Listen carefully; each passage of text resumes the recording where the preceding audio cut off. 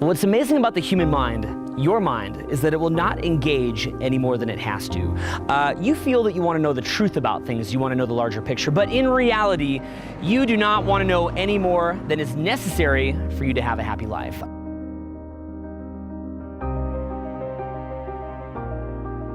You're now the master of your own domain. You get to elect a government based on your votes. You get to vote which businesses succeed based on your dollars. And you are now the one in control. Of course, the consequence of this, as everybody would assume, is that the very best government is the one which is elected. And the very best businesses are the ones which succeed. They offer the most value to the customer, to you, right? Isn't that how it's supposed to work out? Well, how does it actually work out? What actually works out is that politicians or businesses sit around all day long. Just think of how much you sit around. They are sitting around all day long thinking of how to feed you what it is that you want to hear. If a politician actually came out and gave very complex realities of what is going on, there'd be too much potential for you to disagree with him, and therefore he could never get voted in by a mass audience. If a product came along that was actually exceptional, it would break the reality of too many different people because it would demand of them to actually think in order to utilize it.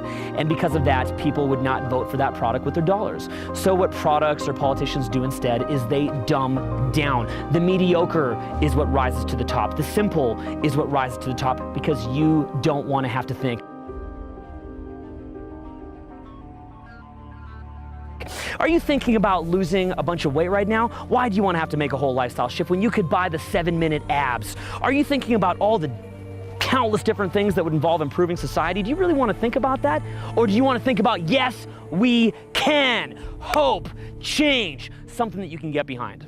Well, that's the bottom line, is that you support the dumbed down products, you support the dumbed down governments, and the dumbed down products and the dumbed down governments are what get in. Reading, meditation, clean food, athletics, challenging yourself, deprivation, anything that expands your mind, following your passions. These are things that actually force you to become the person who you're meant to be. As you walk around carrying yourself, you feel naturally good. You don't need to escape who you are through unconsciousness. You don't need to wake up for a minute because you're naturally already awake. Okay, now what's the problem? Why do we have so much trouble with clean focus? Well, what I would tell you is that we have been so far addicted to falling unconscious, so addicted to instant gratification, that we don't even know how to receive that type of energy anymore. Some people are more closer to a sun emitting energy.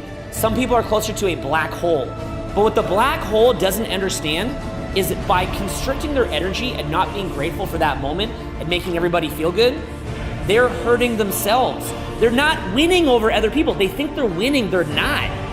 Okay, like they think that they're getting one over on people, but they're not, because even when they get what they want, they don't feel happier. The whole thing of like not caring what effect you're having on other people, you wanna know what that is? That's coping, not thriving, okay? When you're just so focused on yourself and how you feel, you're coping. You're like, oh, I don't like the way I feel, I'm gonna cope, I need to get what I need. People that have so much goodness in them, they wanna make others feel good because they're thriving. They have so much that they don't need anything anymore, so they want to make other people feel good. If you change your attitude, that'll manifest externally, because what you feel inside yourself, your own inner world, will be reflected by your outer world. Your outer world's a mirror of your inner world. So you change your attitude and then that helps. Over time, you know what I figured out? It's kind of a bit of both.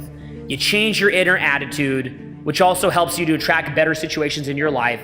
Then you try to make better, more fun situations in your life, which helps you to change your inner attitude.